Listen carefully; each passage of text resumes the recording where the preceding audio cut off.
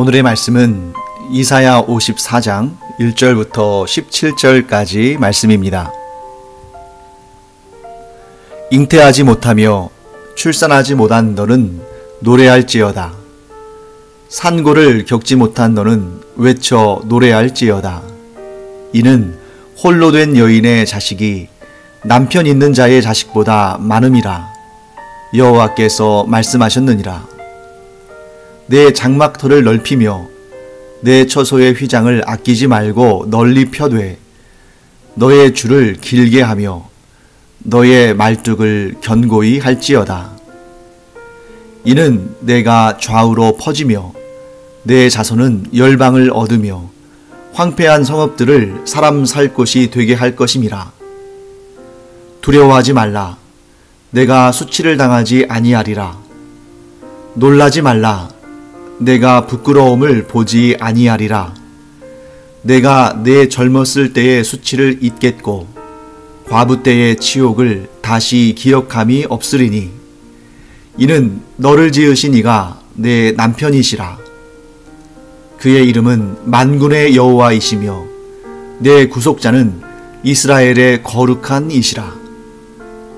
그는 온 땅의 하나님이라 일컬음을 받으실 것이라.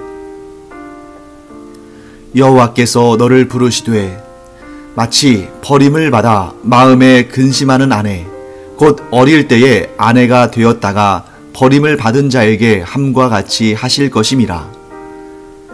내 하나님께서 말씀하셨느니라. 내가 잠시 너를 버렸으나 큰 긍휼로 너를 모을 것이요 내가 넘치는 진노로 내 얼굴을 내게서 잠시 가렸으나 영원한 자비로 너를 긍휼히 여기리라. 내 구속자 여호와께서 말씀하셨느니라. 이는 내게 노아의 홍수와 같도다. 내가 다시는 노아의 홍수로 땅 위에 범람하지 못하게 하리라 맹세한 것 같이 내가 내게 노하지 아니하며 너를 책망하지 아니하기로 맹세하였노니 산들이 떠나며 언덕들은 옮겨질지라도 나의 자비는 내게서 떠나지 아니하며 나의 화평의 언약은 흔들리지 아니하리라. 너를 긍휼히 여기시는 여호와께서 말씀하셨느니라. 너 곤고하며 광풍에 요동하여 안위를 받지 못한 자여 보라. 내가 화려한 채색으로 내 돌 사이에 더하며 청옥으로 내 기초를 쌓으며 홍보석으로 내 성벽을 지으며 성류석으로 내 성문을 만들고 내 지경을 다 보석으로 꾸밀 것이며 내 모든 자녀는 여호와의 교훈을 받을 것이니 내 자녀에게는 큰 평안이 있을 것이며 너는 공의로 설 것이며 학대가 내게서 멀어질 것인즉 내가 두려워하지 아니할 것이며 공포도 내게 가까이 하지 못할 것이라. 보라, 그들이 분쟁을 일으킬지라도 나로 말미암지 아니한 것이니 누구든지 너와 분쟁을 일으키는 자는 너로 말미암아 패망하리라. 보라, 숯불을 불어서 자기가 쓸만한 연장을 제조하는 장인도 내가 창조하였고 파괴하며 진멸하는 자도 내가 창조하였은즉 너를 치려고 제조된 모든 연장이 쓸모가 없을 것이라. 일어나 너를 대적하여 송사하는 모든 혀는 내게 정죄를 당하리니 이는 여호와의 종들의 기업이요 이는 그들이 내게서 얻은 공이니라. 여호와의 말씀이니라. 네, 본문에 한 여인이 등장합니다. 이 여인은 아이를 낳지 못하는 불임의 여인이었고 또 출산을 한 적이 없는 여인이었는데 남편과 어떤 문제 때문인지 이제 헤어져서 홀로 지내고 있습니다. 과연 이런 여인이 자식을 낳을 수 있을까? 자, 고대 이스라엘의 상황 속에서 자식을 갖는다는 것은 매우 중요한 의미를 갖죠. 그것은 곧 자신의 생명과도 연결되는 일입니다. 남편이 있거나 혹은 남편이 없다면 자식이 있거나 아들이 있거나, 그런데 지금 이 여인은 둘 다 없는 거죠. 남편과 헤어졌고 어떤 이유에서인지 하여튼 그 집에서 쫓겨난 그런 상황이고, 그리고 자식도 없습니다. 이런 여인이 자기의 소망, 곧 자기의 생명의 유일한 구원을 줄 수 있는 자식을 가질 수 있을까? 현실적으로 불가능하죠. 그런데 사람으로서는 불가능한 그 일이 하나님께도 불가능한 것은 아닙니다. 하나님께서는 무에서 유를 창조하시고 불가능을 가능으로 바꾸시는 분이시다. 그래서 우리가 잘 알다시피 사라는 90세의 나이에, 그러니까 어느 누구도 본인 스스로도 자식을 가질 수 없다 라고 생각되어지는 그때에 하나님께서 아들을 주셨고, 그 아들이 이삭이죠. 그 다음에 자식을 낳지 못해서 늘 그 마음속에 원통과 또 그 때로는 죄책감, 그리고 좌절감, 이런 것에 시달렸던 한나는 하나님께서 그에게 자식을 주심으로 사무엘을 얻고 그 슬픔과 고통이 기쁨과 감사로 변하는 그러한 기적적인 역사를 체험했습니다. 자, 오늘 이 본문에서 이사야 선지자가 갑자기 잉태하지 못하고 또 출산하지 못하고 또 남편으로부터 버림을 받아서 이제 정말 홀로 남겨져서 삶의 소망을 잃어버린 그런 여인에 관해서 이야기를 하는 그 이유가 무엇인가 우리는 알아야겠죠. 자, 여기에서 남편으로부터 버림받고 또 자식도 없고 그래서 삶의 소망이 완전히 끊어진 것 같은 이 여인은 누구를 상징하는 것입니까? 네, 그렇죠. 이스라엘을 상징하는 거죠. 그러면 왜 이스라엘이 그 남편 대신, 이것도 상징적인 표현이죠, 남편 대신 하나님으로부터 버림을 받고 쫓겨나게 됐는가? 네, 그 이유는 쉽게 말하면 바람을 피운 거죠. 영적인 바람. 그런데 그것이 또 육체적인 간음까지 이어지는 것인데, 하나님을 섬기고 일종의 혼인의 언약과 같은 하나님과의 언약을 체결한 유일한 민족인 이스라엘이 하나님을 버리고 우상을 섬기는 그런 영적인 간음, 거기에다가 영적인 간음으로만 그친 것이 아니라 이 우상 숭배의 가장 중요한 특징 가운데 하나죠. 우상 숭배는 반드시 육체의 간음으로도 이어진다. 그래서 고고학적인 그런 연구나 발굴에 의하면 대부분이라고 할 것도 없죠. 100% 이 고대 근동 아시아의 우상을 섬기는 신전에는 양쪽으로 조그마한 방들이 쭉 이렇게 나열되어 있습니다. 그래서 한쪽은 여성 창기들이 있는 것이고 다른 한쪽은 남성 창기들이 있는 것이에요. 그런데 이 사람들이 하는 일은 창기인데 스스로를 제사장이라고 부릅니다.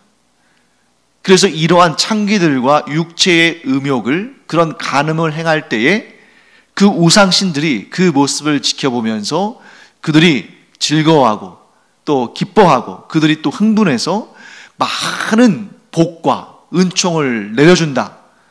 이러한 아주 악하고 가증하고 더럽고 추악하고 성결하지 못한 이러한 신앙 행위를 이스라엘 사람들이 하나님 앞에서 하나님의 목전에서 행했다는 거죠.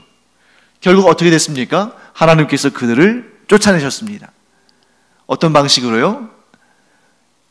북쪽의 이스라엘 같은 경우는 아수르, 남쪽의 유다 같은 경우는 바벨론을 통해서 그들을 멸망시키시고 또 하나님께서 그들을 오랜 고난의 과정을, 포로의 시간을, 고통의 시간을 겪게 하십니다.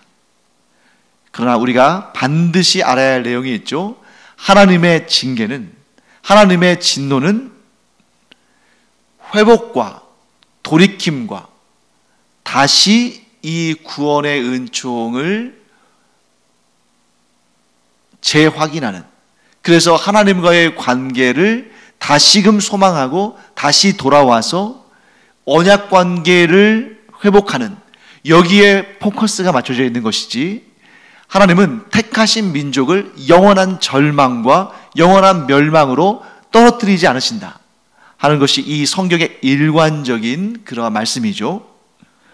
자, 그래서 오늘 이사야 선지자는 하나님을 배반하고 하나님을 떠나 우상을 섬긴 이스라엘과 그들을 향해서 끊임없이 그들이 돌아올 것을 부르짖으시면서 화평의 언약을 그들과 맺으시기를, 회복하시기를 원하시는 하나님을 이렇게 대조적으로 보여주고 있습니다. 그래서 오늘 본문에서 우리가 하나님께서는 어떠한 분이신가 하는 그 내용을 풍성하게 알 수 있는데, 저와 함께 오늘 이 본문을 통해서 하나님께서는 어떤 분이신지를 또 더 깊이, 더 풍성하게 알아가도록 하겠습니다. 하나님은 어떤 분이신가? 첫째, 우리의 수치와 부끄러움, 이 수치와 부끄러움이 무엇으로부터 오겠습니까? 이스라엘 백성들은 우상을 섬기는 그런 것이었죠.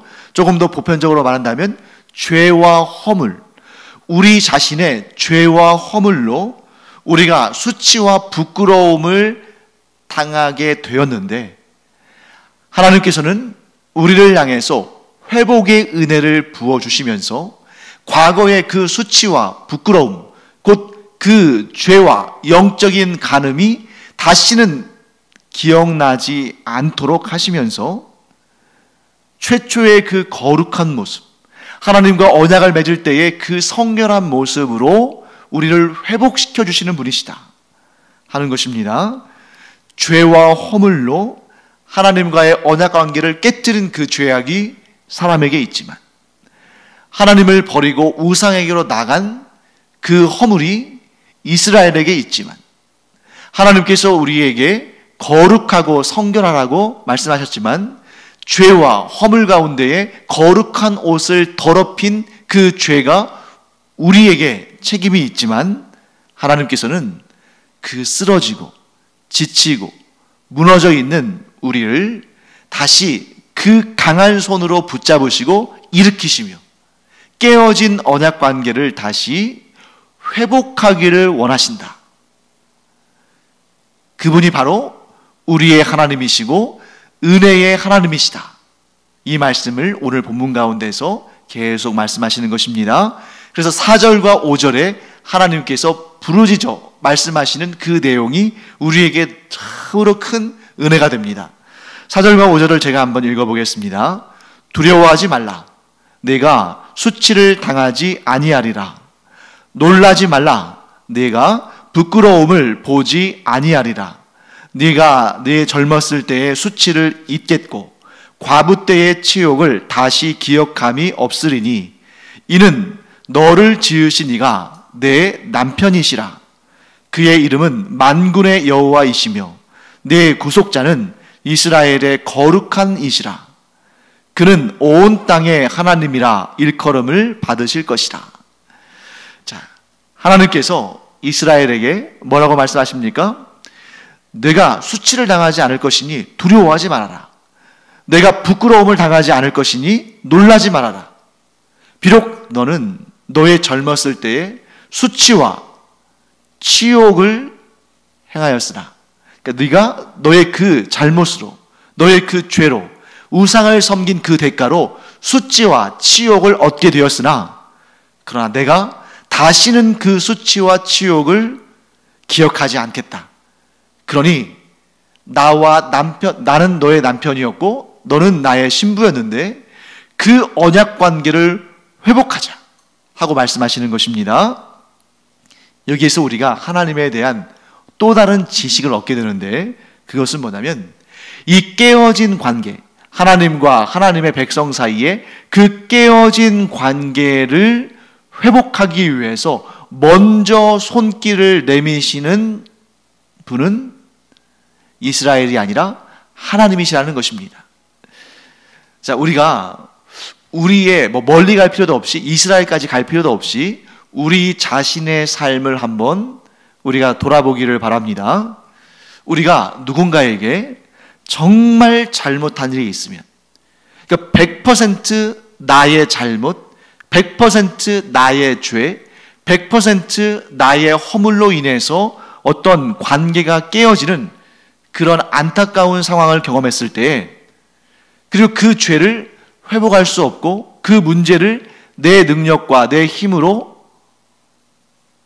어떻게 해볼 도리가 없을 그때에 우리가 우리로 인해서 마음의 상처를 입고 또 우리로 인해서 깨어진 관계로 인한 피해를 입은 그 상대방에게 감히 화해하자고, 감히 관계를 회복하자고 말을 꺼낼 수는 없는 것입니다. 그렇지 않습니까? 전적으로 나 때문에 쌍방의 과실이거나 상대방에게도 문제가 있거나 그러면 모르지만 이 관계가 깨어지는 이 문제에 있어서 전적으로 그것이 내 책임이고 내 죄, 내 허물로 인한 것이고 나에게 그 문제가 있다면 내가 뻔뻔하게 상대방에게 자, 이거 아무것도 아닌 걸로 하고 우리 관계를 회복하자. 과거의 일은 다 잊어버리고 우리 사이좋게 지내자. 이렇게 말할 수가 있겠습니까? 만약에 그렇게 말한다면 정말 뻔뻔한 것이고 자기의 죄와 허물을 뉘우치지 않는 것이죠. 마치 자기에게는 죄가 없고 자기에게는 허물이 없으니까 그냥 우리 이거 별것도 아니니까 그냥 예전처럼 사이좋게 지내자. 그러면 그 피해를 입은 당사자는 얼마나 마음에서 진노와 분노가 일어나고 더 마음이 괴롭고 혼란스러워서 상대방을 쳐다보지도 않을 거예요. 그렇기 때문에 이런 상황에서는 의로운 자, 그 관계를 깨트린 죄와 관계가 없는 자, 일방적으로 피해를 입고 일방적으로 손해를 입은 자가 먼저 화해와 회복의 손길을 내밀어줘야 그 관계가 회복되는 것입니다.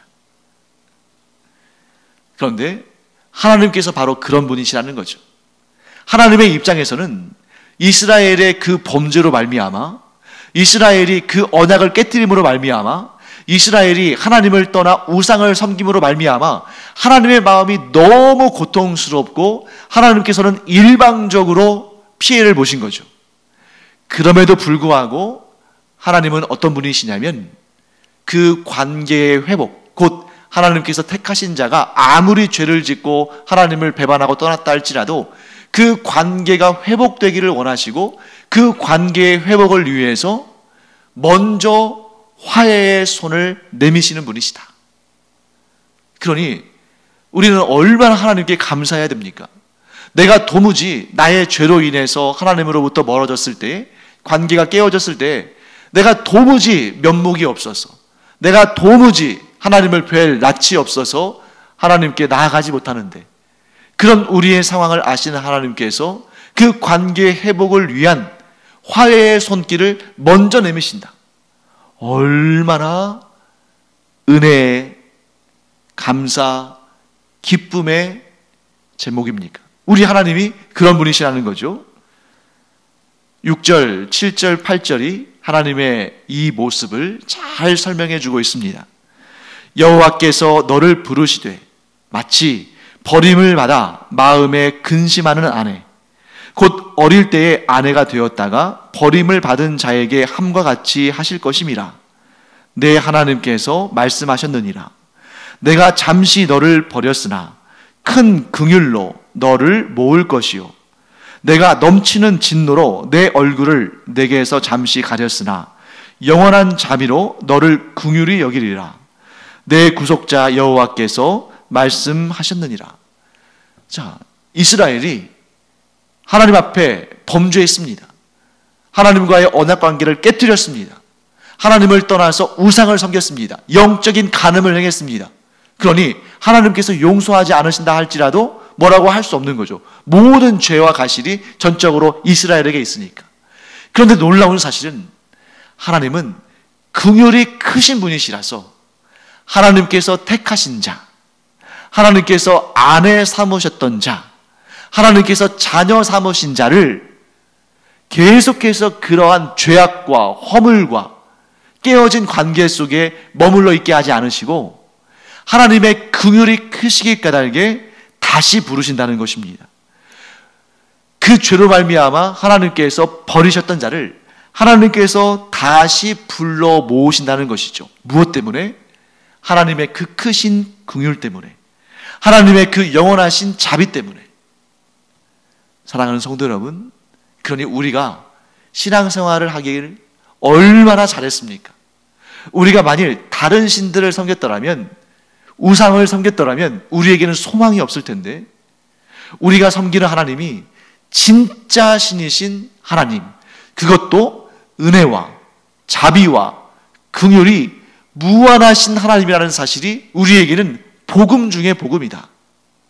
왜냐하면 우리는 하나님이 아니기 때문에 완전할 수 없고, 우리가 우리 자신을 잘 알다시피 우리는 죄를 짓고 그리고 회개한 다음에 또 죄를 짓기도 하는, 같은 죄를 또 연달아 짓기도 하는, 또는 정말 여러 가지 죄들을 짓는 그러한 연약하고 경건치 못한 그런 우리들이지만, 하나님께서 우리를 그 죄로 말미암아 영원히 영원한 심판과 영원한 멸망에 던져두시지 않으시고, 우리 곧 하나님께서 택하신 우리를 그 영원하신 자비와 긍휼 가운데, 우리가 죄 가운데 쓰러지고 실족하고 넘어졌다 할지라도 우리를 다시 불러주셔서 우리를 회복시켜 주신다. 심지어 어떤 비유를 드시냐면 노아의 홍수 때와 같이 하나님께서 죄에 대해서 진노하기는 하시지만 그 죄에 대한 진노로 우리가, 또 하나님의 백성들이 잠시 고난과 자숙의 때를, 회개의 시간을 지나게 하시지만 그 때가 지난 다음에는 하나님께서 화평의 언약을 다시 세우심으로 우리를 향해서 다시 진노하지 아니하시고 우리를 긍휼히 여기시며 우리를 다시 회복시키셔서 하나님과의 그 언약 관계 속에 다시 우리를 올려놓으시는 그런 분이시다 하는 것을 우리에게 말씀하십니다. 그 내용이 9절과 10절에 담겨 있죠. 제가 읽어보겠습니다. 이는 내게 노아의 홍수와 같도다. 내가 다시는 노아의 홍수로 땅 위에 범람하지 못하게 하리라 맹세한 것 같이 내가 내게 노하지 아니하며 너를 책망하지 아니하기로 맹세하였노니, 산들이 떠나며 언덕들은 옮겨질지라도 나의 자비는 내게서 떠나지 아니하며 나의 화평의 언약은 흔들리지 아니하리라. 너를 긍휼히 여기시는 여호와께서 말씀하셨느니라. 자, 여기에서 우리가 꼭 기억해야 할 내용이 있죠. 하나님께서는 우리에게 영원히 진노하지 아니하실 것이라고 맹세하셨다. 사랑하는 성도 여러분, 우리가 예수 그리스도의 그 은혜를 힘입어 하나님 앞에 나아가며 하나님의 자녀가 됐다면, 우리가 예수 그리스도를 힘입어 하나님의 자녀가 되는 그 언약을 맺었다면, 하나님은 우리에게 결코 진노를, 영원한 진노를 내리지 않으신다. 곧 이 얘기는 뭐냐면, 우리가 죄를 지었을 때 하나님께서 못 본 채 하시고 또 화도 내지 않으시고 우리를 징계도 하지 않으시고 그런 말씀이 아닙니다. 우리가 하나님의 자녀가 됐기 때문에, 하나님께서 우리를 사랑하시기 때문에, 그래서 우리가 죄 가운데 머물러 있기를 하나님께서는 원치 않으시기 때문에, 우리가 하나님의 기쁘심이 되는, 하나님과 좋은 관계에 있는 그런 자녀가 되기를 원하시기 때문에, 우리가 하나님 앞에서 죄를 짓고 우리가 하나님 앞에서 하나님께서 기뻐하지 않으시는 그런 삶을 산다면 하나님께서는 회초리를 드십니다. 그래서 우리가 따끔한 그 회초리를 맞고 얼른 돌이켜서 하나님께로 나아가며 하나님의 그 은혜 가운데 계속 머물기를 하나님께서 원하십니다. 그런데 여기에서 내가 다시는 너를 책망하지 않겠다, 내가 너에게 노하지 않기로, 내가 너를 책망하지 않기로 맹세하였다. 이 말씀은 뭐냐면 우리에게 영원한 진노, 곧 지옥으로 던져 넣으시는 그러한 하나님의 분노, 우리에게 다시는 소망이 없는 그러한 상태로 우리를 던져 놓으시는 그러한 진노는 하나님께서 하지 않으시겠다는 것입니다. 이게 얼마나 큰 은혜입니까? 우리가 잠깐 하나님의 회초리를 맞기도 하고, 또 잠깐 하나님과의 관계가 멀어져서 우리의 심령이 참 괴롭기도 하고, 그런 과정들이 우리의 삶 가운데에 또 이렇게 나타나기도 했다가, 또 어떤 때는 이 관계가 또 회복되기도 했다가, 이런 관계들이, 이러한 상황들이 우리의 삶에서 자주 발생하기를 하겠지만, 그럼에도 불구하고 우리가 예수 그리스도를 믿는 이 믿음 가운데에 우리가 거한다면 하나님께서는 우리를 영원한 진노에, 영원한 파멸에, 영원한 심판에 던지지 않으신다 하고 말씀하시는 것입니다. 뿐만 아닙니다. 하나님께서는 하나님의 택하심을 얻은 우리가 하나님의 그 부르심에 반응하며 하나님의 그 은혜의 손길을 붙들면 하나님께서는 놀라운 미래를, 정말 우리가 상상하지도 못할 그러한 밝고 복되고 기쁨과 감사로 충만한 미래를 우리에게 허락하시는데, 그 내용들이 11절, 오늘 본문의 말씀 11절 이후에 쭉 제시됩니다. 그 목록을 보기만 해도 너무 감사하고 기쁨과 즐거움이 충만할 그러한 목록을 하나님께서 쭉 제시하시는데, 자, 이 시간 여러분과 제가 하나님께서 하나님의 택하신 자들에게 예비하신 그 복들이 무엇인지, 비록 우리의 삶에서 죄로 인해서, 허물로 인해서 하나님과의 관계가 조금 흔들릴 때도 있고, 또 하나님 편에서가 아니라 우리 편에서 하나님으로부터 멀어질 때도 있고 좌절하고 낙심할 때도 있지만, 그때마다 하나님께서 그 자비와 은혜와 긍휼의 손으로 우리를 붙드시고 우리를 이끌어 가시는데, 우리는 죄로 말미암아 하나님께로부터 멀어질지언정 하나님께서는 우리를 강권하셔서, 왜? 우리가 예수 그리스도 안에서 하나님과 언약을 맺은 존재니까, 영원한 언약, 생명의 언약, 구원의 언약을 맺은 자들이니까 하나님으로부터 조금 멀어질 것 같으면, 이 세상의 유혹을 받고 마귀의 시험을 받아서 하나님으로부터 좀 멀어질 것 같으면, 죄와 허물로 인해서 하나님을 향해서 숨어버릴 것 같으면, 하나님께서 우리를 그 능력의 팔로 붙드셔서 하나님께서 하나님의 그 은혜로운 품으로, 그 긍휼과 자비가 넘치는 하나님의 그 사랑의 품으로 우리를 이끌어 가시는데, 그때 우리에게 이런 은혜를 베푸신다 하고 말씀하십니다. 첫째, 광풍에 요동하던 예루살렘을 견고하고 아름답게 하신다. 자, 우리의 삶에 적용해 볼까요? 이 세상에 거센 풍랑과 또 요동치는 그 파도와 시험과 죄악과 허물과, 그래서 한시도 우리를 가만두지 않는 이 세상의 그 요동치는 파도 속에서 하나님은 우리를 붙드시고 견고하고 아름답게 하신다 하고 말씀하십니다. 그래서 11절, 12절 말씀에 이렇게 말씀하시죠. 너 곤고하며 광풍에 요동하여 안위를 받지 못한 자여, 보라, 내가 화려한 채색으로 내 돌 사이에 더하며 청옥으로 내 기초를 쌓으며 홍보석으로 내 성벽을 지으며 석류석으로 내 성문을 만들고 내 지경을 다 보석으로 꾸밀 것이며.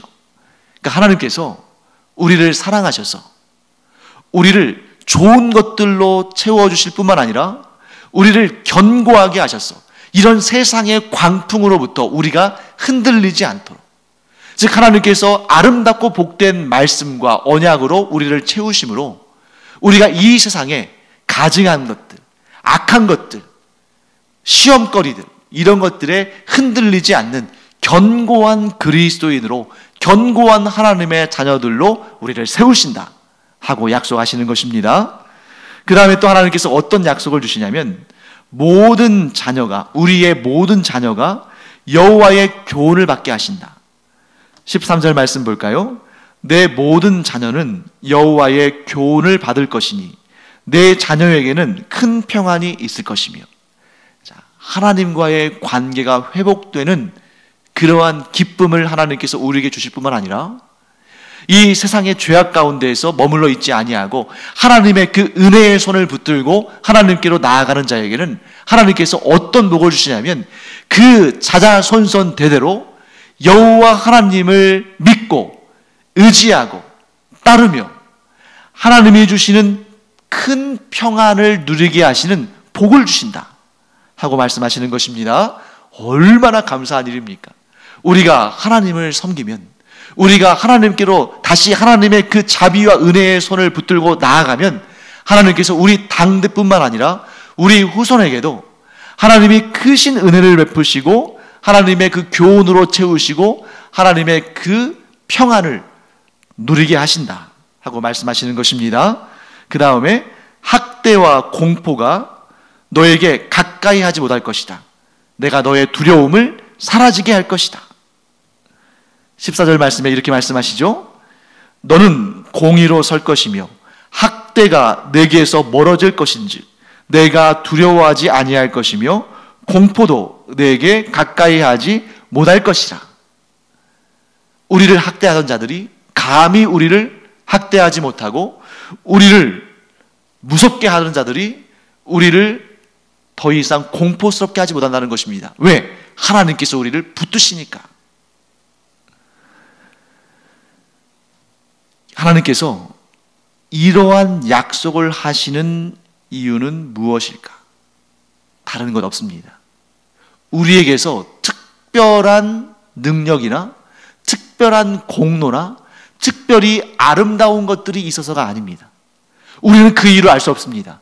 그러나 분명한 사실은 하나님께서 우리를 택하셨기 때문에, 내가 하나님을 택한 것이 아니라 하나님께서 나를 택하셨기 때문에 하나님께서 이런 은혜를 베푸시는 것이다.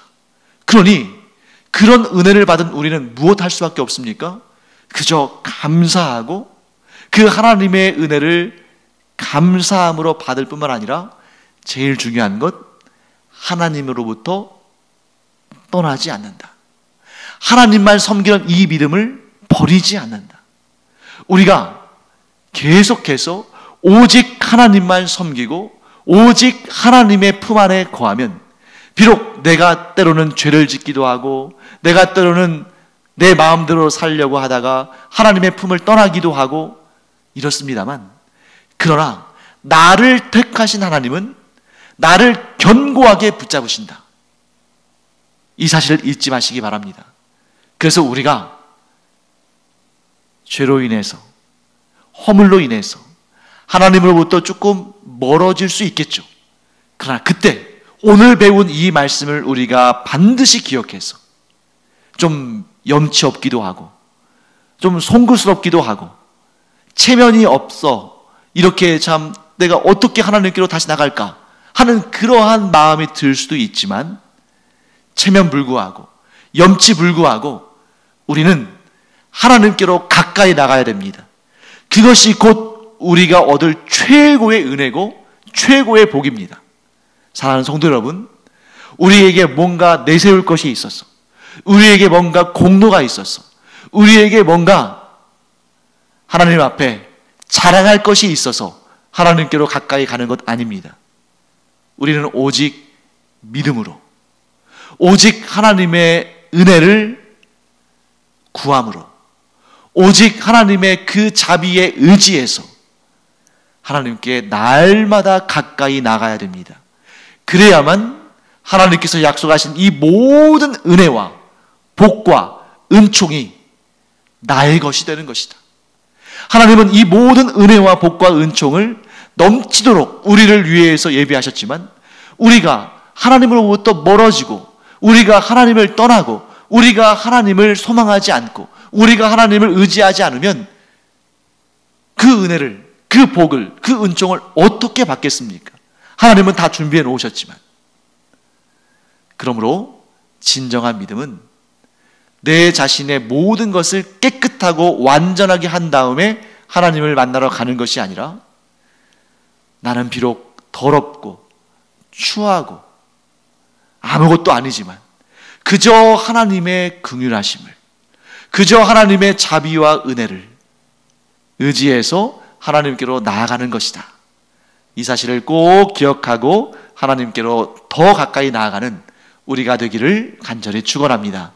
기도하겠습니다. 하나님, 주님의 은혜를 감사드립니다. 저희가 잘나서가 아니라, 저희에게 의와 공로가 있어서가 아니라 그저 하나님의 은혜를 의지해서 하나님 앞으로 나아갑니다. 우리를 회복하시는 하나님, 우리에게 은혜를 베푸시는 하나님을 오늘도 기대하며 하나님만을 바라보며 나아가오니, 하나님께서 예비하신 온갖 귀한 은혜와 복과 은총을 오늘도 부어 주시옵소서. 감사드리며 예수님의 이름으로 축복하며 기도합니다. 아멘.